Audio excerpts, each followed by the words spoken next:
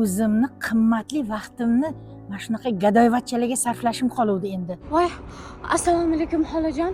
Uzr kech qoldim. Qanaqa xola? Mani Manzura opa degin, tushundingmi? Xolang uyingda bo'ladi. Yur. Manzura opa, men sizga qanaqa yordam beraman? Asosiy yordamni sen berasan-da. Sen bilan birga ish qilamiz. O'g'lim bilan Laylini birga bo'lishini men xohlamayman. Seni vazifang ularni o'rtasiga nizo solasan, urushtirasan, ikkalasini ayirish kerak xullas kalom. Og'zingga siqqancha aytsang, o'shancha pul beraman. Hozircha mana buni olib turasan. Qolganini keyin gaplashamiz. Xo'p, Manzura opa, faqat hech kim bilmasa bo'ldi. Menga ham hech kim bilmagani ma'qul. Mendan xabar kutgin. Tushundingmi?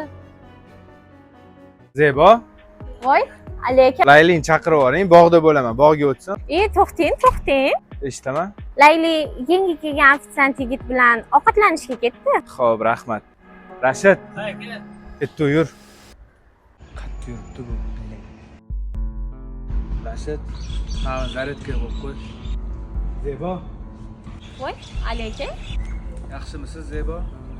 Layliga ertalabdan beri telefon qilaman, ko'tarmayapti. Qattaligini bilmaysizmi? Voy, Layli kecha kechqurundan beri uyda yo'q. Bugun ishga ham kelmadi.